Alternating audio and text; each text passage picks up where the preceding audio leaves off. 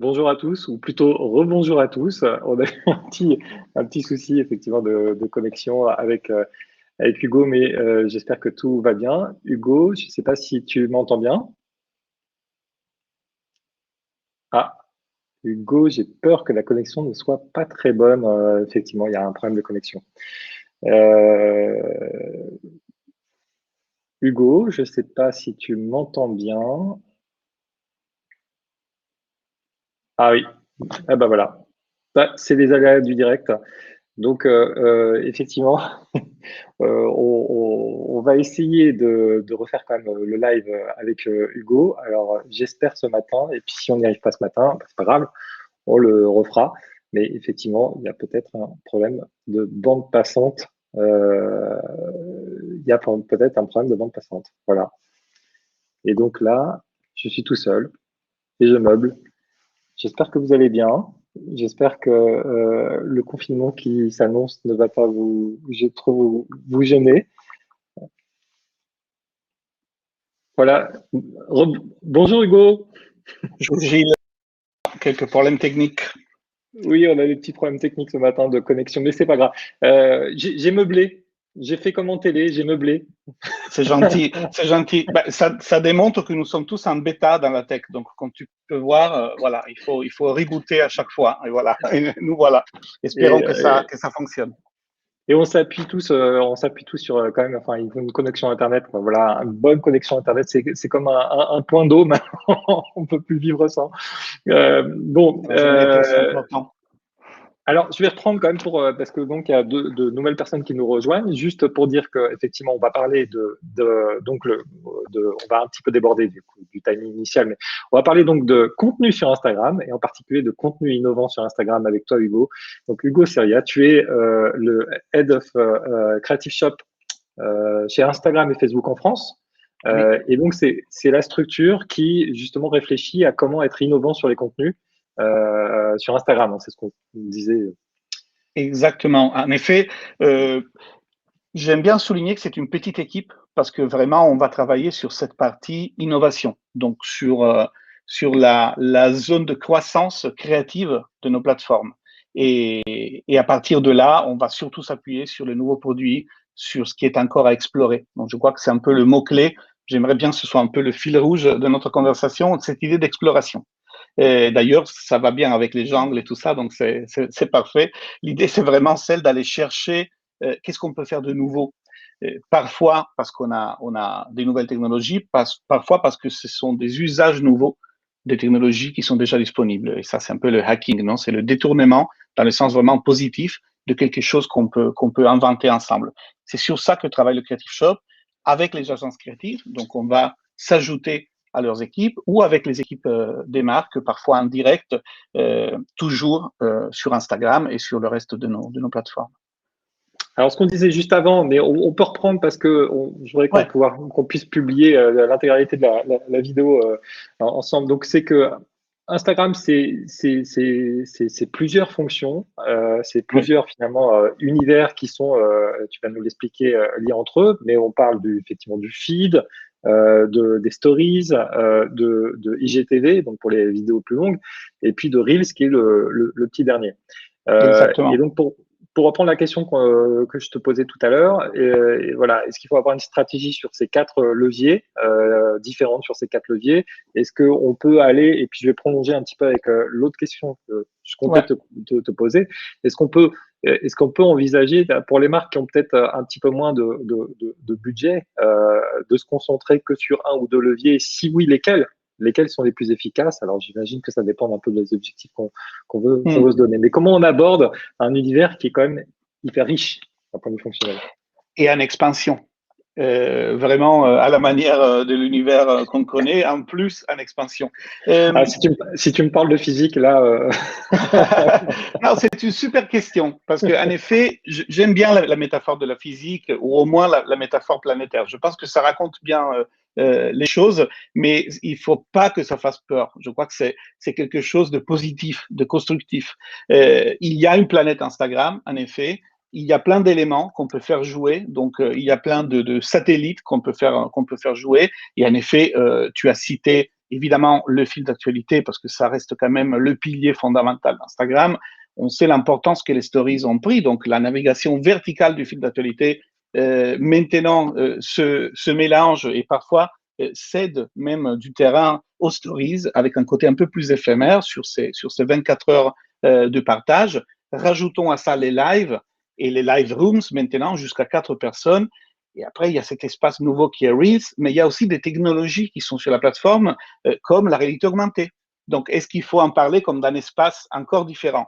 Je ne pense pas. Je pense qu'en réalité, ce qu'on va faire, c'est orchestrer.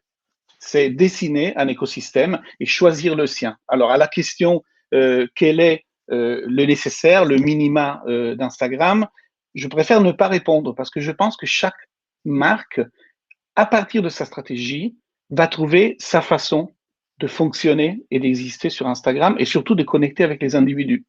Est-ce que je suis une marque très génération Z et je veux vraiment focuser sur Reels et je veux avoir la force du partage par le hashtag? Bah, ça dérive sur une stratégie très claire qui peut-être n'aura pas le fil d'actualité parmi ses piliers.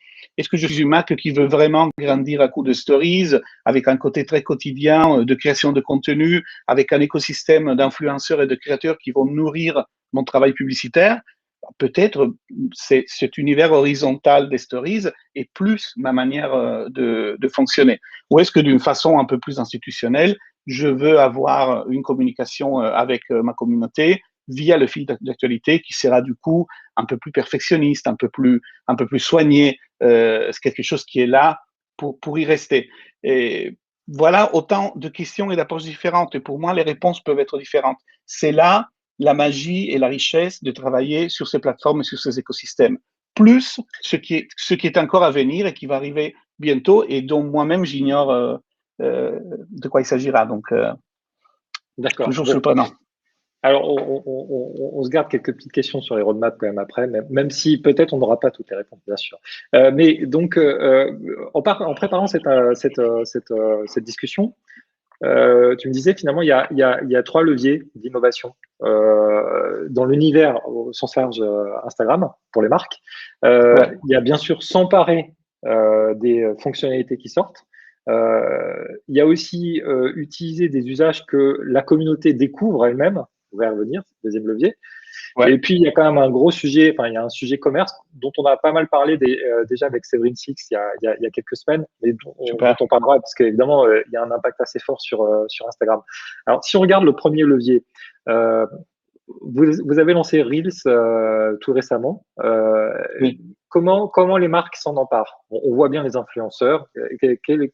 Comment, comment vois-tu les marques s'emparer de Reels? Oui, en effet, ça, c'est un sujet très important, c'est que la technologie est là, donc elle nous est offerte comme une possibilité.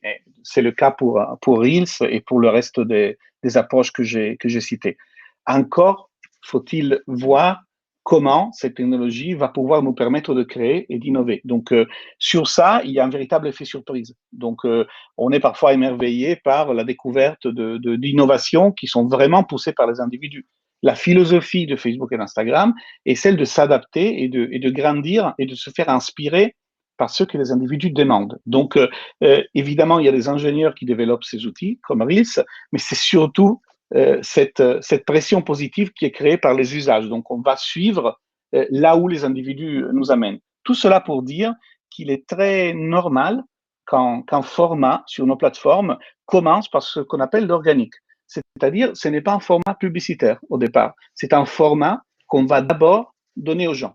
Et on va laisser que ce format vive sa vie dans les mains des individus qui s'expriment d'une certaine façon. Et c'est seulement dans un deuxième temps, c'est arrivé avec Stories, c'est arrivé avec pratiquement toutes nos innovations, seulement dans un deuxième temps, il va devenir format publicitaire. Donc on pourra en plus, entre guillemets, faire de la pub par ce format. Ce qui est très sain, je pense, et très bien trouvé, parce que c'est justement, on a vraiment une phase que moi j'appelle d'émerveillement, dans laquelle on laisse les individus s'exprimer. Sur Reels, on est tout à fait dans cette phase, ce qui ne veut pas dire que les marques ne peuvent pas commencer à utiliser Reels. À l'inverse, les marques sont déjà en train de le faire, justement et surtout quand on veut chercher des codes plus frais Je dirais que dans une évolution feed stories, Reels, c'est un peu le chapitre suivant dans une libération du contenu. Donc, on est dans des contenus beaucoup plus snackable, des contenus beaucoup plus créatifs, donc beaucoup plus ludiques, et évidemment des contenus qui vont donner de plus en plus de potentiel créatif aux individus eux-mêmes et donc aux créateurs. Et là, on est dans cette phase d'exploration. On commence à voir des choses et il y aura sûrement une phase publicitaire qui va arriver plus tard, qui sera un peu plus encadrée et qui permettra en plus, comme je dis, de faire de la pub, donc d'investir sur Reels. Oui, pour l'instant, on ne peut pas faire de pub comme on peut faire des pubs Pas sur les pour le stories. moment. Exactement. Et en revanche, quand tu dis plus créatif, etc., mais peut-être un petit peu moins travailler sur le design, quel Oui, est ton avis? C'est un peu plus bordel, ouais, mais un peu moins bien peigné, moi on j'aime peut bien. dire ça comme Alors, ça. j'aime bien parler de l'imperfection comme d'une vertu. Moi, je pense qu'Instagram est né dans une philosophie très curated qui était très millennials. Je publie mon post, j'utilise mes filtres, je m'assure vraiment que ce soit une œuvre d'art. Tout cela existe toujours. C'est-à-dire cette culture Instagram comme une véritable galerie d'art, presque faire de sa vie une œuvre d'art et pouvoir montrer tout cela est toujours là. Ça, c'est le feed Instagram et ça reste quand même très ancré dans la culture de la plateforme. Mais Stories a libéré quelque chose d'autre, qui est justement plus éphémère, plus quotidien et plus créatif, parce qu'on a toute une série d'outils, les stickers, les filtres AR, énormément d'outils dans lesquels chaque individu peut construire sa narration, peut devenir éditeur de son contenu. Quand on passe sur Reels, on passe à la vitesse supérieure. Et je crois qu'on suit aussi un changement générationnel. La génération Z fait vraiment l'éloge de l'imperfection. Ils veulent faire des choses et c'est pas grave si c'est imparfait. À l'inverse, c'est constructif, c'est explorer ensemble. Donc, je crois que c'est une évolution naturelle et ça démontre, c'est vraiment la preuve de l'évolution de nos plateformes, non seulement par l'innovation technologique, mais aussi par l'innovation sociale et par ce que les individus demandent au niveau de l'évolution de la culture et de leur passion. Et vraiment, il y a une petite histoire comme ça qui, pour moi, est une histoire qui va vers la beauté de l'imparfait. Alors, la beauté de l'imperfection. Voilà. J'aime beaucoup. J'aime beaucoup. Alors, on vient de parler de Reels. Vous venez de lancer Room, qui est en fait la possibilité de faire des lives, mais avec quatre personnes, quatre caméras. Oui. Qu'est-ce que ça apporte, qu'est-ce que ça apporte selon toi? Vous êtes en expérimentation, j'imagine, de votre Oui, côté au Creative Shop pour justement essayer de trouver des nouvelles écritures, des choses exactement. originales à faire pour les marques. Voilà, qu'est-ce que ça change? On va le découvrir une fois de plus ensemble, mais l'exemple est tout à fait exact.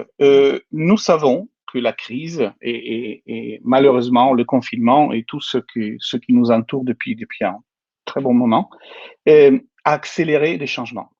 Je pense que rien n'a été fait en fonction de la pandémie ou de la crise, mais beaucoup de choses qui étaient déjà en train de se passer se sont accélérées. On le disait tout à l'heure, à cause de ces petits problèmes techniques, on dépend beaucoup plus qu'avant de nos connexions virtuelles. On a besoin de ces connexions. On en a besoin plus que jamais. Non seulement pour notre partie sociale, mais aussi pour la partie commerciale de petites et moyennes entreprises qui vont dépendre de leur capacité de fonctionner en digital. Et là, on a vu le phénomène Instagram Live. Je crois que mes souvenirs de mars-avril 2020 sont des souvenirs de IG Live. Donc, tout d'un coup, énormément d'influenceurs, de créateurs utilisaient le live pour dire je suis toujours là, pour dire restons ensemble, pour dire partageons des choses. Et pour moi, c'est assez naturel que d'un Là, côté. si tu nous écoutes. Ouais, c'est ça, c'est ça.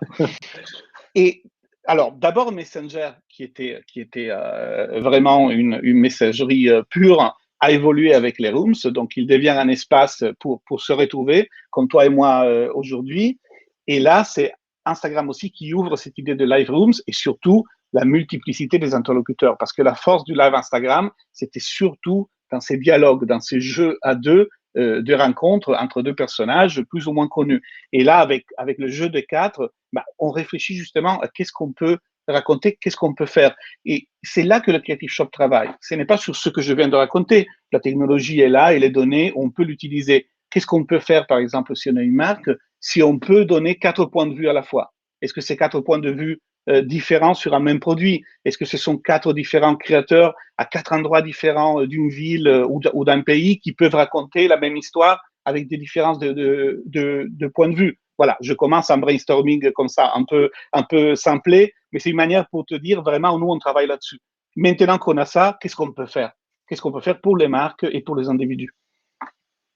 Alors, quand même une question. Est-ce que Room, peut-être, peut-être pas, hein. Est-ce que c'est pas un peu un début de réponse aussi à Clubhouse? On a vu le lancement de Clubhouse en France très réussi. Alors, j'imagine que c'était dans les cartons depuis très longtemps, etc. Donc, il n'y a sans doute pas de corrélation, mais quand même une question sur le phénomène du moment. Est-ce qu'il y a des projets d'audio? On parle d'innovation avec des nouvelles fonctionnalités d'Instagram pour l'instant. Oui, et je voudrais répondre oui à tout. C'est-à-dire, ce que je peux dire, c'est que l'évolution et l'innovation restent au cœur de cette entreprise, de Facebook et d'Instagram.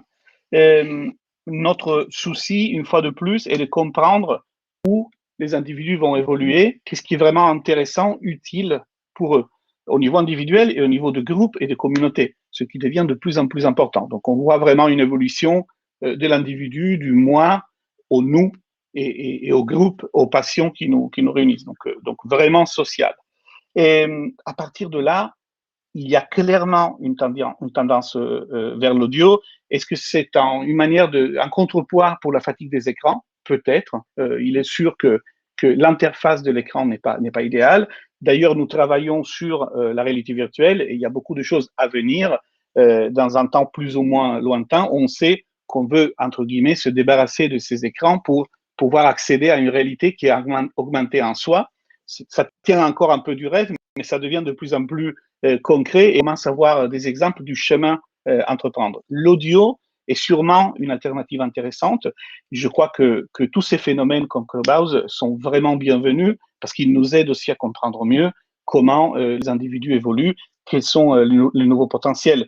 J'ai confiance parce qu'on le voit constamment sur la capacité de nos plateformes d'être flexibles et de s'adapter. Et je crois que dans ce sens-là, il y aura sûrement des choses à explorer à venir. Est-ce que certaines tendances vont rester ou pas? La philosophie bêta, c'est ça. Est-ce que c'est quelque chose qui va vraiment s'établir? Est-ce que ça va transformer profondément? On a tous vu aussi des solutions et des formats naître et après disparaître sur nos plateformes mêmes, tout simplement parce que les individus nous envoient des messages pour nous dire non, ce n'est pas là que je trouve vraiment mon intérêt. Et à partir de là, on évolue en conséquence. Alors, avant de passer à la deuxième partie, justement, sur ce que les individus font de la plateforme, Ouais. est-ce que tu as en tête un exemple de marque qui aurait fait des choses très innovantes en s'appuyant sur les fonctionnalités d'Instagram? Un très récent que je veux citer, c'est Renault avec la présentation de leur gamme électrique e-Waze, dans une situation de nécessité de remplacer le réel par le virtuel, donc un salon de l'auto qui n'allait pas se faire, et le déploiement qu'ils ont fait dans l'usage de nos formats, la réalité augmentée, donc les filtres pour découvrir les nouveaux modèles, le live, qui est un outil fondamental pour la voiture et pour la présentation de nouveaux véhicules, et aussi tout l'écosystème Instagram Polls, donc l'interactivité pour que les individus justement puissent voter, puissent intervenir dans la communication avec la marque, poser des questions, répondre à des questions. Le déploiement autour de eWays, pour moi, est un très bel exemple de comment nos plateformes ont aidé non seulement à remplacer des événements physiques qui ne pouvaient pas avoir lieu, mais les amplifier et ouvrir de nouvelles possibilités que le monde analogique en soi ne permettait pas. Donc, on est au-delà du fait de simplement remplacer. Vraiment, on amplifie. Donc, l'événement eWay, c'est tout l'écosystème autour, est tout à fait exemplaire dans ce sens-là. D'accord. Alors, on va parler de la deuxième source effectivement d'inspiration pour vous, sur laquelle vous travaillez. Vous observez les audiences sur Instagram et vous regardez comment ils s'approprient la plateforme. Oui. Est-ce qu'il y a une tendance particulière que tu as pu voir qui est hyper inspirante pour les marques aujourd'hui que tu voudrais partager à des audiences de marques? Celle qui me tient le plus à cœur et qui tient sûrement le plus à cœur toutes nos équipes est celle de la diversité et de l'inclusion. Et je vais expliquer cela. Nous savons que trop de voix ne sont pas entendues, ne sont pas suffisamment entendues, et le débat social autour de la diversité est heureusement vraiment centrale en ce moment. Nos plateformes donnent cette possibilité d'expression, de présence et de partage. Donc, parmi les créateurs, un travail que fait le Creative Shop est vraiment celui d'aider les marques à aller au-delà de ce qui peut être la convention ou le cliché de l'usage des personnalités, de tout ce qui est un peu conventionnel. Et l'exemple que j'ai sur cela est vraiment celui de Sephora, qui lance son parfum et qui le fait avec le Creative Shop en sélectionnant, avec un casting de créateurs qui justement va aider à innover. Donc, on avait un défi. Rappelle-moi, Ouais, le nom du parfum, c'est do not drink. Do Not Drink. Do not drink. Et pour ce parfum Do not drink, qui est vraiment sensoriel, donc on a du goût, on a des parfums, on a des fruits, on a de la nature, et on accompagne la marque pour ne pas développer un écosystème avec des créateurs classiques, donc toutes les personnalités qu'on peut imaginer autour d'un parfum, mais moi je dis des vrais créateurs, donc non pas des influenceurs, mais des créateurs, des makers, qui vont aider à exprimer cette sensorialité avec un filtre AR, avec un écosystème visuel innovant autour du parfum.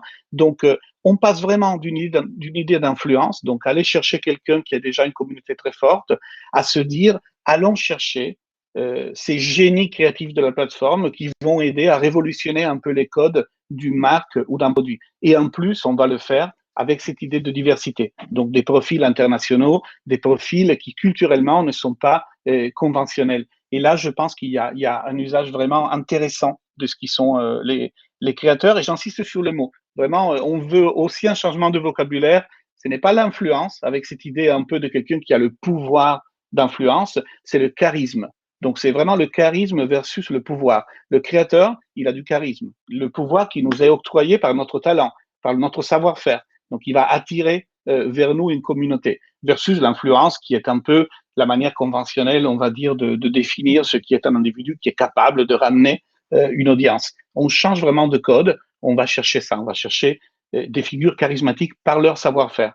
Et là, on a des véritables artistes Instagram, et ce sont eux qui nous font découvrir l'innovation, surtout esthétique, mais aussi technique de la plateforme. Je fais l'exemple des filtres de réalité augmentée. On a utilisé le même processus qu'on utilise d'habitude. On a commencé par restreindre l'accès à ces filtres sur ce qui était Spark AR, l'outil qu'on utilise pour créer des filtres.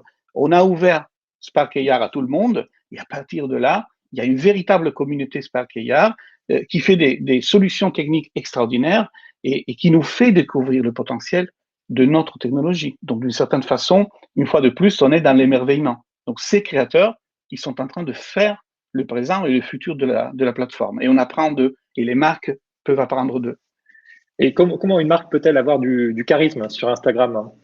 Et avec en vue, peut-être aussi l'étape d'après, qui est la mise en œuvre, notamment pour les plateformes B2C, on va dire, pour les marques B2C, pardon, d'une étape de commerce en ligne sur Instagram. Oui. Alors, je reprends ma métaphore planétaire, mais en gros, quand je parle de charisme ou de pouvoir, je parle vraiment de capacité d'attraction. Donc, pour moi, le charisme, c'est ça. C'est vraiment la capacité d'attirer vers soi. Ce n'est pas s'imposer, ce n'est pas aller vers. Donc, c'est le bon vieux push-pull du marketing, mais vécu à l'époque aussi de la Gen Z, parce que c'est la génération Z aussi qui nous demande des marques attrayantes et pas des marques envahissantes, des marques qui s'imposent. Comment faire cela? Bah, il faut être relevant, donc il faut être intéressant, il faut être important pour une communauté. Et c'est ce qu'on appelle chez Facebook people first, vraiment les individus d'abord. Moi, marque, je ne vais pas imposer mon discours, je ne construis pas un positionnement et demander à tout le monde de me suivre sur ce positionnement. Ce que je vais faire, c'est être vraiment à l'écoute de ce qui sont les passions, les intérêts, ce que les individus demandent. M'adapter à cela et construire un discours dans lequel je deviens utile pour les individus. J'apporte des choses à une communauté. Est-ce que ça veut dire que les marques doivent aussi s'incarner? Oui, sûrement, dans le sens que, par exemple, dans le branded content, on peut parler d'une incarnation de la marque. La marque va prendre des visages, des voix, des formes, du contenu, et elle va au moins non pas s'approprier, mais accueillir ces contenus. Et je crois que c'est vraiment un concept liquide et un concept charismatique de la marque. C'est plus complexe. Ce n'est pas le côté univoque, le USP traditionnel du marketing. On ne va pas planter sa marque quelque part et être 100% cohérent. Je reviens à cet éloge de l'imperfection. Il va falloir savoir faire le voyage. Comment balancer entre le monde perfectionniste du feed et le monde un peu plus chaotique de ce qui peut être ma communication éphémère sur Reels, etc. On demande aux marques cette flexibilité, mais ce sont les individus qui la demandent. Donc, je crois que voilà, le secret du charisme, c'est ça, c'est savoir écouter d'abord et savoir donner des choses qui viennent de cette capacité de comprendre les attentes. Alors, avant de passer au troisième sujet qui est le commerce, moi, je voudrais quand même te poser une question. On voit naître un débat ici et là. Il y a un petit peu de presse, un peu de. Anthony Bourbon, avec qui j'ai fait donc, le CEO de Feed, qui est donc une marque B2C, hein, avec Ouais. qui j'ai fait un live mercredi dernier, il y a 3 jours, me disait, relever aussi ça, on a l'impression parfois sur Instagram que les marques ont une approche très ripollinée, notamment effectivement dans le feed, peut-être même un peu dans les stories, et qui est toujours un petit peu la même. Comment on casse un peu cette routine très élégante, hein, comment on la casse? Et il ne faut pas la casser, mais sûrement il faut évoluer là-dessus. Je pense que ça fait partie de notre mission. Donc, on a parlé d'innovation technique. Quand on parle de l'innovation par les individus, je crois que c'est vraiment aider les marques à se lâcher, entre guillemets, et à accueillir un peu ces usages plus dynamiques. On vient d'une culture assez figée, qui était aussi la mienne. La culture publicitaire était une culture vraiment de l'unique selling proposition. On était dans la culture de ce perfectionnisme visuel. On était dans la culture du cinéma, adapté après à des formats très courts et en télé, mais on vient de là, on vient de ce 16 neuvième et on vient de ces illuminations très perfectionnistes. Et ça ne veut pas dire qu'on abandonne ça. Évidemment, le feed est là pour ça. Mais ça veut dire que là, on rentre sur d'autres codes et sur d'autres langages. Donc, ce qu'on découvre sur Instagram, c'est qu'on est en train d'assister à la naissance et l'évolution d'un nouveau langage. Et ça demande cette flexibilité. Donc, on accompagne les marques et d'ailleurs, j'ai de bonnes nouvelles, je crois qu'elles sont très bien portantes. C'est-à-dire, évidemment, ils sont en train de s'adapter. Il est vrai qu'on peut voir encore beaucoup de publicités un peu conventionnelles, un peu figées, qui est juste transportée sur nos plateformes. Dans la plupart des cas, ce que je vois, c'est cette compréhension des codes, aussi bien de la part des marques que des agences créatives. Et on voit vraiment comment cette jouabilité créative d'Instagram est accueillie par la communauté créative aussi. Ce sont des outils, ça permet d'être plus créatif et plus libéré dans la communication. Et sincèrement, je suis très positif. Je crois que nous, on les accompagne, mais ils connaissent bien le chemin aussi. Alors, passons au commerce. Donc, j'écoutais hier attentivement Mark Zuckerberg sur Clubhouse, qui disait, donc 1 an après le lancement, Shop, c'est donc 1 million de Ouais, shops et 250 ouais, millions d'utilisateurs actifs tous les mois. Alors, toutes les fonctionnalités ne sont pas lancées en France, notamment une fonctionnalité quand même très importante qui est Checkout, qui a été développée, donc, enfin, qui a été lancée aux États-Unis, mais pas encore en France, qui permet en gros, concrètement, de faire le paiement et le shipping directement d'articles depuis Instagram sans aller sur le site web. Mais mm. déjà en France, on peut créer des shops. D'abord, quel est le succès en France? À qui on s'adresse avec cette fonctionnalité? On parle finalement, c'est plutôt les petites marques, les marques indépendantes, enfin, les gens qui, enfin, quel type de marque est ciblé Ouais. par cette fonctionnalité et qu'est-ce qui va se passer? Voilà, plein de questions autour de ça. Plus que de la taille, alors je vais te provoquer un peu, plus que de la taille des marques en soi, je dirais, on s'adresse aux marques qui veulent grandir. Donc, ce n'est pas vraiment par rapport au fait d'être un petit commerce, un moyen commerce. Pour moi, c'est l'ambition de construire un potentiel commercial qui n'était pas là avant et qui va donner un nouvel accès à des clients pour une marque. Mais aussi, je raconte ça à l'envers, une fois de plus, c'est aussi le potentiel pour les individus d'accéder et de découvrir des produits.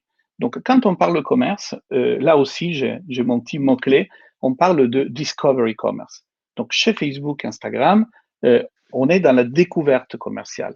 Ce n'est pas une nuance. ce n'est pas seulement parce que nous ne sommes pas une plateforme centrée sur la recherche, sur le search, mais vraiment sur la découverte. Donc, on va amener des nouveautés, mais c'est aussi parce que on va changer un peu ce qui est la philosophie classique du voyage du consommateur. Donc, on connaît aussi là dans notre manuel de marketing, on connaît ce qui était la consumer journey. Donc, voilà, je fais connaître une marque, et puis je prends un produit en considération, et puis à la fin de ce voyage, bah, il y a un acte d'achat. Donc, et ça devient de plus en plus étroit, non, du début jusqu'à la fin. Et, là, avec le Discovery Commerce, on est dans une autre dynamique. Tout ce que je vois est à la fois un message de marque et achetable. Il y a un court-circuit sur ce funnel classique. On va collapser ce funnel. On est vraiment dans l'immédiat. Je découvre un produit, peut-être d'une marque dont je n'avais pas entendu avant. D'une façon immédiate, j'ai accès à l'information dont j'ai besoin. Je peux d'ailleurs communiquer, dialoguer avec la marque pour poser quelques questions de plus. Je vais vérifier les opinions données par d'autres sur le même produit et me voilà en train de cliquer et d'obtenir ce produit. Donc, on a collapsé. Et là, sincèrement, je ne manque pas de discours parce que c'est quelque chose sur lequel nous travaillons énormément en ce moment, mais je pense que tout est à faire d'un point de vue créatif. C'est-à-dire là, dans cette transformation vers le discovery commerce, comment est ce nouvel écosystème? Comment le product tagging sur Instagram va faire jouer à la fois le branded content et la publicité? Et comment on va travailler sur ce checkout? Quels sont les formats hybrides? Je pense à Collection, par exemple, dans lequel à la fois on peut avoir un film de marque, une fois de plus très curated, mais on aura le catalogue de cette marque totalement associé. Le phénomène du live shopping, dans lequel à la fois j'assiste en live, mais je peux aussi obtenir les produits qui sont présentés dans ce live. Voilà autant de Oui. sujets qui vont être explorés ces jours-ci et qui vont nous faire découvrir du potentiel sur la plateforme. Donc la transformation vers le discovery commerce est quelque chose de très fort, de très profond au niveau du voyage que font nos plateformes. Et tu évoquais dans ce collapse en fait du funnel pour bien comprendre. Parce que je trouve que c'est très intéressant parce que c'est quelque chose qu'on voit sur beaucoup de plateformes en fait. C'est l'idée que finalement, quand on utilise un format, est-ce que ce format il est là pour faire de l'awareness ou est-ce qu'il est là pour faire enfin, donc, de la transformation du lead gen, etc., ou voire même de la vente? Et toi, ton avis, c'est qu'il y a beaucoup de formats aujourd'hui qui finalement sont hyper hybrides et Oui, donc écrasent le funnel. Quand exactement. on fait un live, effectivement, quand Eva Longoria fait un live et donc se fait une couleur en direct, est-ce qu'on est dans l'awareness ou est-ce qu'on ne déclenche pas des ventes aussi, quoi? En fait, c'est ça l'idée. C'est une campagne très intéressante et c'est un exemple très très bien choisi. Tu sais, Gilles, je crois que là aussi, on est dans une transformation culturelle profonde. On nous a éduqués, on s'est éduqués d'un point de vue publicitaire et de branding dans cette séparation, euh, dans lequel il y a le monde de la marque et du top of mind et le monde du share of market et du produit. Et on nous a dit que c'était un peu des mondes antagonistes, que soit on faisait du top of mind, soit on faisait du share of market. Et puis, voilà. Et on était un peu sur un nuage quand on parlait de marque et on descendait bien sur terre quand on faisait de la conversion et on vendait des produits. Ces schémas-là, ce sont presque des archétypes de notre savoir-faire publicitaire. Là, on nous demande d'évoluer. Ce n'est plus seulement le fait de dire non, quand tu fais une campagne de vente pure et dure, il faut sauver les codes de la marque, n'oublie pas voilà, de garder un peu les éléments de ton brand book. Non, non, on dit est-ce qu'on peut faire à la fois de la vente et du branding? Est-ce que ce branded content avec une personnalité connue qui n'est pas le film télé super bien illuminé, à l'envers, éloge de l'imperfection? Eva Longoria a joué le jeu d'une façon extraordinaire dans cette campagne. Euh, Est-ce qu'on peut à la fois être en train de construire notre marque et de faire du travail commercial? Et je ne pose pas la question en général parce que tout le monde me dirait oui. Je le demande à un créatif. Et aussi, nous, comme équipe créative, il faut qu'on soit plus accueillant vers ces espaces qui sont des espaces de vente pour aller y amener le potentiel et le talent créatif. Et je pense que là, on a vraiment quelque chose d'intéressant à faire. Donc, arrêter de séparer ces deux mondes, mélanger branding et selling d'une façon absolument connectée et évidemment avec le produit au centre. Et on a les outils. Ça, c'est la bonne nouvelle. C'est que maintenant, on a les outils. Avec Shops, avec le tagging des produits, bientôt, j'espère, avec Checkout, on aura tout le voyage. On aura le full journey du commerce sur Instagram et sur Facebook. Donc, il y aura sûrement des choses à faire. C'est intéressant parce qu'on parle beaucoup d'alignement marketing-vente. Et là, on voit que cet alignement marketing-vente, s'il n'est pas encore opéré de façon organisationnelle dans les sociétés, il est en train Ah de oui, s'organiser au niveau des produits, et notamment sur Instagram. Et, exactement. bon, écoute, merci beaucoup Hugo pour cette traversée. Merci à Est-ce qu'il y a un toi. sujet que tu penses qu'on n'a pas abordé et qui serait important d'aborder? Une question que je t'ai Écoute, pas posée. je pense qu'on a abordé plein de sujets.